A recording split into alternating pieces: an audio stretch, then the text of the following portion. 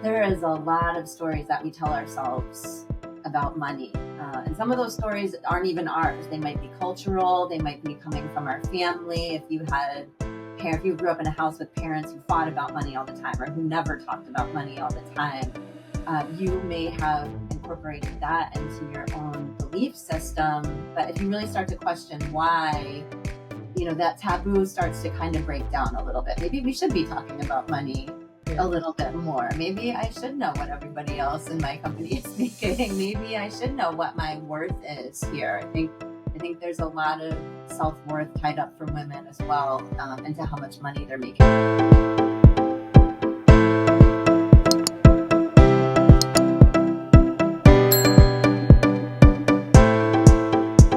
Today's guest is Amy Coroso, a certified financial education instructor, CFEI, through the NFEC, a certified YNAB coach, and the founder of Real Talk Finance, where she helps women gain confidence, clarity, and control over their money.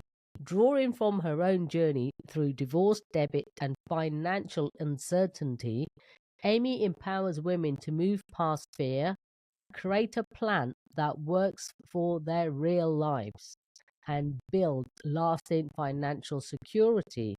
Her compassionate yet practical approach blends mindset shifts with proven money strategies to help women achieve the freedom they deserve. Welcome, Amy. Thank you, Anita. I'm so happy to be here with you. Oh, this is one that I'm so excited for, because who doesn't want to know more about money? Let's be honest. Well, people do, but it's also something that they tend to avoid. So there's a there's a dichotomy there. Absolutely, yes. So, what is one of the most courageous things that you have done?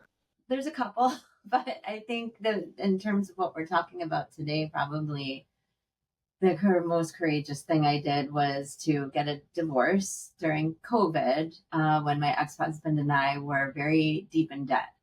We had recently purchased a new home, and decided to get divorced a couple of months shortly after. So we had no equity in the house. I would also consider us house poor. We could afford the mortgage, but not much else. But I think that I knew I was very unhappy. We had 3 kids that we were raising. So that's always a difficult decision when there's children, to separate and divorce. But I knew in the long run, he and I would both be happier if we could make this happen. It just took a lot to kind of figure out how to separate. Because when you're financially tied together, especially in a great deal of debt, you can't separate or get divorced. I quickly learned you can. It's just there's no money there to do anything with. Oh, wow. And like you're saying, lockdown as well. So on top of everything else, you had that to consider. Yeah, it wasn't the best circumstances. We decided to get divorced pre-COVID, and then we eventually sold the house and moved and finalized during COVID, which was doubly stressful. What role has courage played in your own financial journey from divorce, debt, and stability and growth? Yeah, it was really required to face the numbers that we were looking at, exactly how much debt we were in. Because again, like I mentioned earlier, that everybody wants to avoid, right? You don't always want to take a look at what's coming in, what's going out, and how much you owe. It can be very overwhelming and scary the first time you do that. But after I was able to I knew I had to take that step if I wanted to take the next step in my life. So it really helped me take ownership and make some very difficult decisions during that time. And every time I took one small step, the next step became easier, and the next step, and the next step, and the next step, until I finally got to where I felt I wanted to be. Absolutely. And it's facing the biggest fear of actually looking at what you've got and what you haven't, and addressing that part. Once you've done that, I think most people will say, okay, I've started now. And they see the horror story of it, and they thought, yeah, come on, let's do this. Yeah, it really requires a huge mindset shift to go from what I don't have to what I do have, and how can I make what I do have work, or what changes do I need to make right now in order to make it work.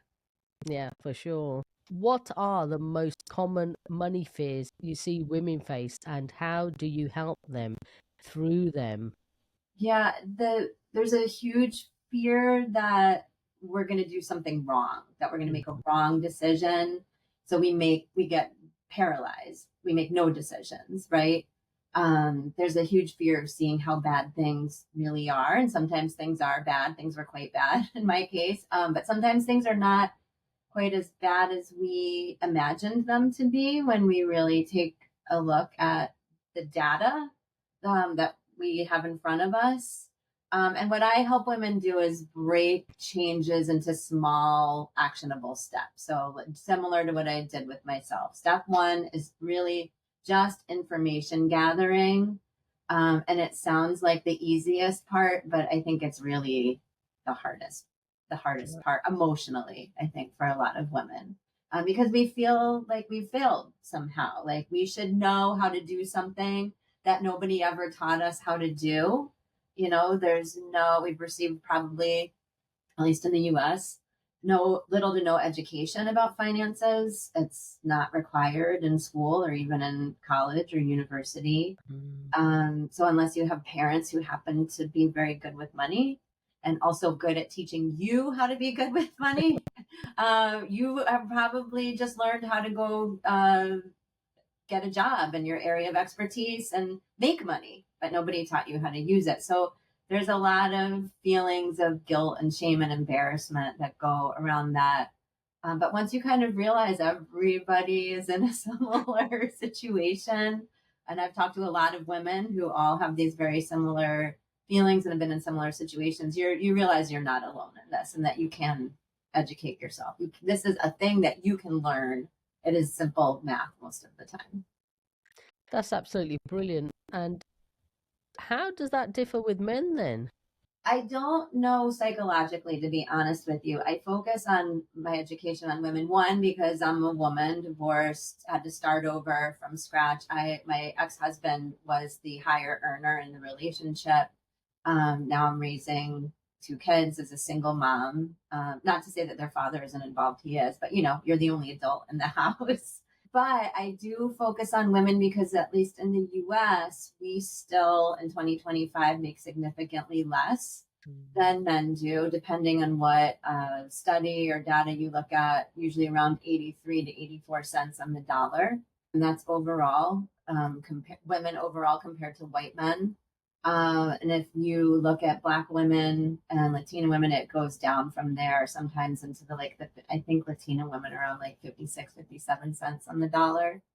So that has not really changed much in the last 2 decades, maybe around 2% increase for us in terms of what men make. And that then has a huge domino effect. So, and part of the reasoning for this is we're missing time out earlier in our careers. We're often starting a family, we're having babies, we're staying home with them. We don't often get paid maternity leave here in the US.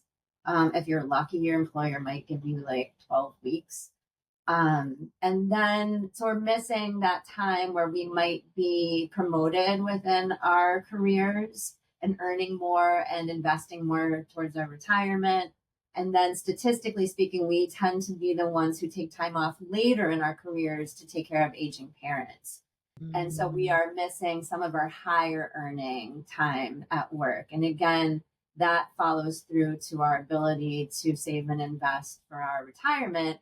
And on average, we live 7 years longer than that. So we have less going into our Social Security. We have less going into our own retirement accounts, but we have to stretch it out longer because we live longer. So there's a growing population of women now over the age of 65 who are living in poverty. So women are really facing a huge struggle financially when you compare them with men. Not to say men should not have a financial education or know what to do with their money, but these are the reasons why I focus on my education towards women. Wow, that's really interesting. When you lay it out like that, you can really see the difference. Yeah. Yeah, wow. So, how can mindset influence our ability to build wealth and security? So, our mindset drives everything, right? Mm, So, your beliefs really drive your actions. So, if, for instance, you believe I'm not good with money, or you believe I can't invest, you're not even going to try. If you already believe that that is true about yourself, why would you even try that? yeah. I don't believe I can fly. I'm not going to try it. So if I believe I can't do any of the other things, it's the same thing. Mm, So once you can shift from that deficit mindset to a growth mindset, meaning I can't, to I can figure this out. Or I like to pose it as I'm learning how to do XYZ. I'm learning how to create a budget. I'm learning how to live within my means. I'm learning how to invest. I'm learning the basics of, what's an index fund. mm, um, that can shift you to being able to take some calculated risks. It can mm, shift you to feeling like you have a little more power over your own an agency, right? Over the outcome for yourself, out of the reality that you're creating for yourself. Obviously, you can't control every aspect of your reality, but you could certainly educate yourself. And it can be very difficult to go from I have no idea how to do this to I'm an expert at this. And I don't believe in taking those huge shifts all at once, yes. because your brain is going to fight back, right? So if you start with I'm learning how to, or I'm getting better at it, your brain understands that this is a process. And I Mm, like to emphasize process and progress. We don't need to get to perfection. I'm not perfect. I'm not perfect with my money, and I'm pretty educated on it. I don't think there's any such thing as perfection. no, absolutely. What's one mindset shift you've personally made that has had the biggest impact on your own finance? So, what we talked at the beginning, the courage to Mm, take a look at everything. You cannot change what you are not willing to see. mm, So, just taking that first step, kind of taking a breath and saying, all right, I just need information at this point. I don't even need to do anything with this yeah. information. I just need to have an understanding of what's going on. And then, just like I just described, saying to myself, all right, I do not know how to do this, but I am an intelligent human being, and I can learn this just like I learned how to read or ride a bike or ride a Mm, horse or mhm, any of the other, million things that I've learned how to do in my life. This is something that I can, there's information out here. I can gather it and I can collect it and find a way that works for me. And just taking that deep breath in that first step, I think, was the big yeah. mindset shift. Once I did it, I was like, okay, that was the toughest thing. I did it. So now everything else is probably going to be easy from here on out. Yeah, and I think it is. It's just having that braveness, that first step, being brave enough to actually, I need to do this and face it. I mean, it is all about taking that first step. Yeah. Yeah, and that nicely goes into my next question. For a woman feeling overwhelmed and unsure where to start, what's the very first step she should take to gain control over her money? I like to take a very practical and tactical approach to this, because I Mm, believe sometimes, as important as mindset is, sometimes you have to actually take an action step for your mind to come along with you there. The easiest thing that you can do is really just write down, what did you earn, what do you spend, and what do you owe. Those three mm, things. And the what you spend might be the most difficult part. Sometimes people have no idea, but everything's electronic now. It's probably on your phone. You probably have your banking app and your credit card app on your phone. You can very easily and quickly take a look at the last 30 days of your spending. And sometimes your credit card will even break it down into a nice little graph for you. If you dive into the app deep enough, this much was spent on groceries, this much was spent on gas, this much was spent on, on eating out at restaurants. You certainly probably know what your mortgage and rent payment is every month, generally what your mm, utilities cost you, what your streaming services and your cell phone cost you. Start with your wants, not your needs. And and I should not have listed streaming services in there because I do not consider streaming services a need. Food, clothing, shelter. I do, transportation of some sort is a necessity today, whether you're taking the bus or the train or you own a car, clean water. We need to keep ourselves clothed. Everything else after that becomes a want, and then you can prioritize those wants. What is at the top of the list of what I want to be spending my money on after my necessities? You don't need to be fancy. This doesn't even need to go on a spreadsheet. You can just get out a notebook and a pen or pencil and write it down. And that's just the first step to kind of make you feel like you have some understanding of what's going on. And I like that. You don't have to be fancy about it. Just write it down on paper and pen. I mean, some people try to make graphs and do all these spreadsheets, and just start somewhere where you're capable of starting would be, yeah, Yeah. absolutely. And start with the basics, like you said. Absolutely. So, what simple habits can help women feel more confident and in control financially? Because everyone wants to feel in control. Yes. So the first thing that you can do is just set a weekly money check-in with yourself. Or if you have a partner and your partner wants to be involved, which ideally they would be, but that's a whole other conversation. I think sometimes that takes a little convincing, Yes. depending on the relationship. But you can set a weekly money check-in with yourself. Mm-hmm. It's just like any other appointment you would make, going to the doctor or the dentist or getting your nails done or your hair done. You wouldn't probably miss one of those things, right? Because you feel like they're important to you. Yeah. This is also important. Money touches everything in our life. If you look around you right now, there is nothing that has not cost money. It might not have cost you money personally, but it cost somebody money. Even the manufacturer had to purchase the parts to put together that chair that you're sitting in that maybe somebody gave you as a gift, but that person certainly had to pay for it. So it touches every aspect of our lives. So there's really, in my mind, nothing more important than being in touch with our money. So just start very simple, once a week, maybe a half hour. And if you're just starting out, this can just be your time to look at what's coming in, what's going out, what's owed, and maybe start tracking your finances. What did I get paid this week? What have I spent this week? It might even take 10 or 15 minutes. It doesn't have to be a 2 hour long marathon. And then do something nice for yourself during or afterwards. I love to go for a walk. I live by a lake. I love to go for a walk in the evening. Go for a walk. Get a little ice cream. Do whatever, have a cup of tea. Go out with a friend for a glass of wine, or have them over your house if you can't afford to go out for the glass of wine yet. Just something nice that you're pairing this time with, so it feels like you're doing something nice and beneficial for yourself, and then having a little reward for doing it. Another really simple thing is automating transfers. So if you're saving or investing, you can usually do this right through your employer.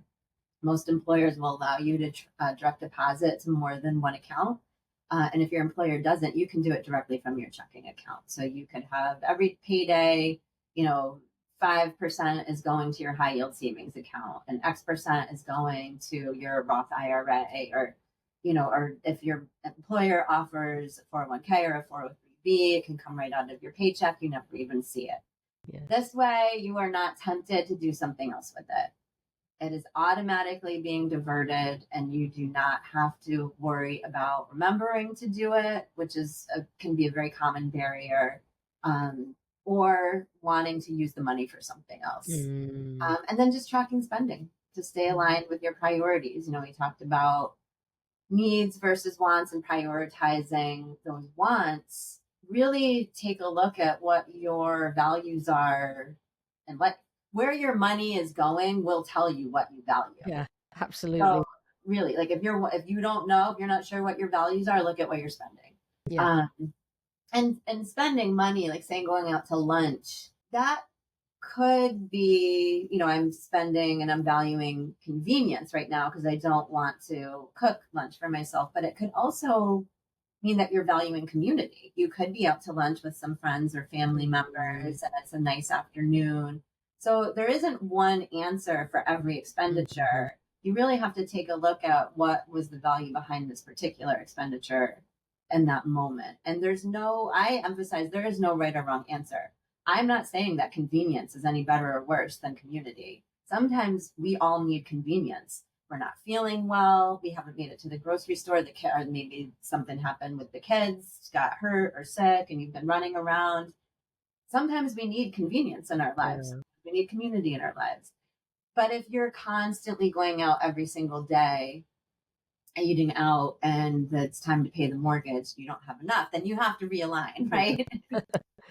That's Yeah. problematic. So those are some really simple things that you can start to do. And I think that's really nice about really seeing where you are spending the money because, like you say, community, going out with friends, and don't beat yourself up about it. No. Sometimes we're allowed to do that. We're allowed to have a little bit of me time. Yes. And I think sometimes when people start down this road of learning to Mm, budget and paying down debt, kind of catching up a little bit, they go into this very deficit mindset where, oh, I feel guilty if I'm spending any mm, money on things that I enjoy. yes. But money is a tool for Yeah. us to use, not just for our survival, but also for our enjoyment. And of course, we do need it to survive, and we need to save for our future selves, because eventually all of us probably want to stop working at some point, but we're earning and working for this money right now in real time, and so our current self also has to have some enjoyment. So there has to be some balance here between, what do I need, what do I want for myself right now, and what do I want for myself in the future. Mm. And I think that is key, you know, looking at the future. I mean, when I say future, it could be just short-term goals. Yeah, definitely. And like, how can women balance short-term needs like debit, paying off, long-term goals like investing? There's a big difference there. Yes, I when people are in debt, Mm, they tend to want to attack the debt right yeah. away, all of it.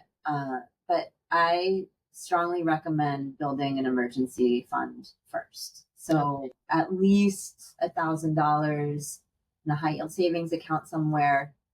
Ultimately, you want to get to 3 to 6 months worth of your living expenses. And when I say living expenses, again, I'm not talking about your wants. I'm talking about how much do Mm, you need in order to pay the bills that help you survive. And then 3 to 6 months worth of that aside. But that takes some time to get to. So usually $1,000 feels pretty doable and reasonable. And this way, when we have an emergency that comes up, we have cash to rely on instead of taking out a loan or putting it on a credit card and incurring further debt. So, of course, you want to keep making your minimum payment on the debt, but you don't want to really attack it until you have some cash funds available to mm, you. So you can stop perpetuating that debt cycle.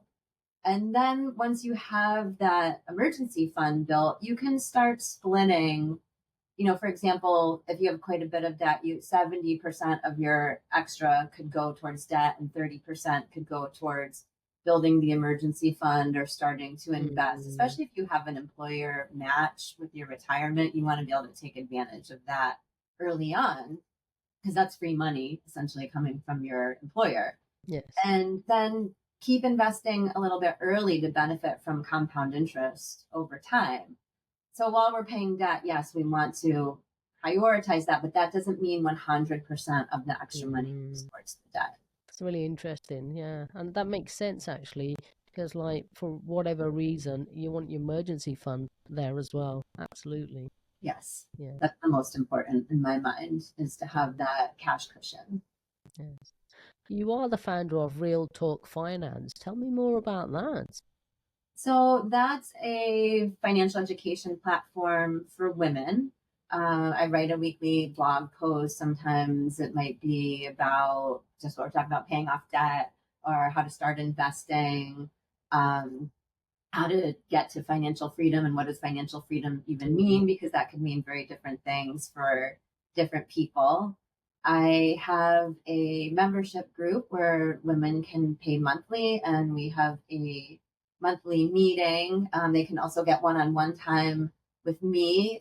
We also just started a book club, so we're reading different books on personal finance and meet about that monthly. But I also take one-to-one clients as well. Mhm. Some people want more of a community around them of women who are Mhm. going through similar things, and some really just want the straight one-to-one time. That's really interesting. Yeah, that's brilliant. So if that's for you, please do join the group. The links will be in the show notes. Yes. So, what is one of the most important lessons you've learned over your life so far? Oh man, there's so many. Really, I know you're a coach and a mentor. Mhm. And after I went through the divorce and fixing the finances, I had fixed, quote unquote, fixed everything. But I think there's sometimes a gap between the action that we take and then our psychology and emotions catching up with that. And I actually had been through therapy in the past, but then I did post divorce decide to work with a coach for the first time.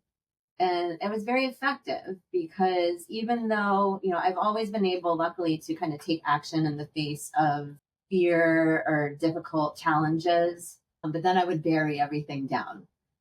Anything that I felt about it was just kind of deep inside of me. So I think working with a coach or a mentor or somebody who understands what you've been through and how to get you to see very Mhm. deeply inside of yourself some of the things that you've been protecting for a long time that maybe you don't really need to protect anymore Yeah. was invaluable to me because I realized I had built up some pretty significant walls and blocks around me that, for good reason, over Yep. time, but that I didn't need to have those protective measures in place. And now it was actually, I was sabotaging myself in some ways. I was Mm. sabotaging some of my relationships, my own happiness, my ability to feel things fully and move forward. So I was able to, I've always been more logical, practical, but getting that to tie into Mm. more of the psychological and emotional was eye opening and really helpful for me. That's really wonderful and well done, honestly. And that really takes courage as well. Yes, that was harder than looking at the finances, to be honest with you. Taking a really deep look Mm. inside of yourself at all of the things that you may have been doing to your own self that have stood Mm. in your way was really scary. It was scary, but I can't tell you how glad I am that I did it now that I'm on, and have learned how to continue to do it. It's not like you do it and then you're done. You have Yeah, to exactly. that keeps going for the rest of your life. But I feel like now, the coaching really gave me a skill set to continue to do that. I'm not saying it's always easy, but I do know I learned that I am capable of doing it. Uh, Well done. That's absolutely amazing. Yeah. Yeah, easily. So, if there was one key takeaway you want every listener to walk away with today, what would that be? I would say that you really need to have some faith in yourself, which I know it sounds like cheesy and cliche, but, but it's true. Yeah. You are probably capable of doing more than you ever Mm. imagined that you were. And I think women, especially women in midlife, get to feeling a little bit stuck. Um, we do definitely buy into, I certainly did, kind of like, what are we supposed to do? We're Yeah. supposed to get an education and have a career and a job and also get married and have children and raise them and be good at all of the things all of the time and also exercise and be in shape and eat healthy and maintain the house. And it's a lot, and I think we get bogged down into that, and we start to truly believe that this is what we were meant to do, but really kind of questioning, if that's what you want is okay. It's scary, but I certainly questioned it, and it wasn't necessarily the life that I had didn't look like the life that I wanted. Mm. And so then what do you need to do to change that? And I'm not saying everybody has to get divorced or, quit their job or anything like that. I just mean, really, what do you want? Maybe Mm. there's just some piece missing. Maybe there's something you've always wanted to learn or do or somewhere you've wanted to go. And the conversations we've started having in my house with my kids is, instead of we can't do that or we can't afford that, is how can we make this happen? How can we make this thing happen? How can we do this thing that we want to do? What are the steps that we need to take to get there? And we might not get there tomorrow. It might Yeah. be a year or two or 3 or 5 from now. But that just creates short-term and long-term goals for us to meet too, and breaking it down into those small steps. And I think most people are quite capable of doing that if they step outside of themselves for a minute. Love that. Really love that. So where can the listeners find you online? What's your website, Amy? So they can find me at realtalkfinance.com. I also have a free Facebook group exclusively for women. And that I think I shared that with you, can put in Yeah. the show notes. I think it's Real Talk Finance for Women on Facebook. And certain people can certainly reach out to me by email, Amy, AMY, at realtalkfinance.com, if they have any questions or want to have a quick 15-minute meeting. I'll always offer a free sit down with somebody for about 15 minutes to just go over whatever their situation is, see if there's any way that I can help them. Glad to do that. That's brilliant. All the links will be in the show notes, and there will be a link to Amy's free tracker, expense tracker too. So please do download that. Yes, please download that. It's very simple. There's a quick video tutorial linked to it, and that is the quickest and easiest way to kind of start getting a feel for what you're spending. And again, I like to encourage people sometimes to, even like every other expenditure, maybe right next to it, what was the value and this expenditure on that day. And I think that even softens it, and it's not, oh my God, should I have done that or not? At least, like, what's the value? I love your take on that. I really do. Yeah, I think it does, Mm. like you said, help soften the Mm. blow that most people feel, Mm. and kind of relieve some of the guilt that we associate with spending. Mm. There is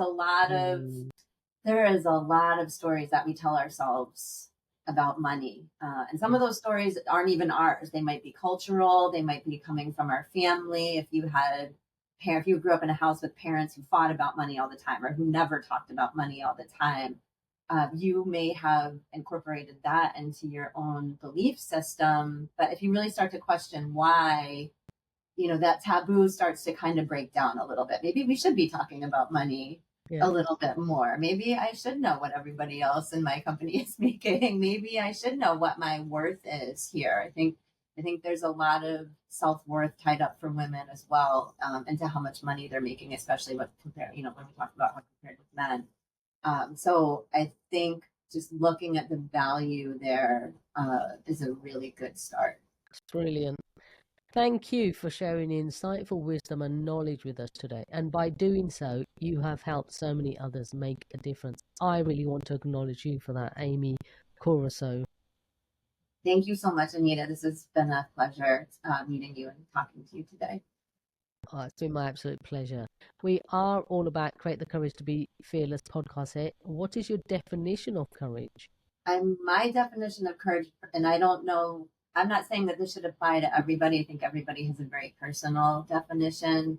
But my definition of courage is taking a look at something really hard that maybe I really don't want to do, and just doing it anyway. And I don't know how I came to be able to do this, but kind of my whole life, it's just been this mini superpower that I had where I might face something and just be really afraid of it and just take that step anyway. And usually it's really not nearly as bad as you think it's going to be.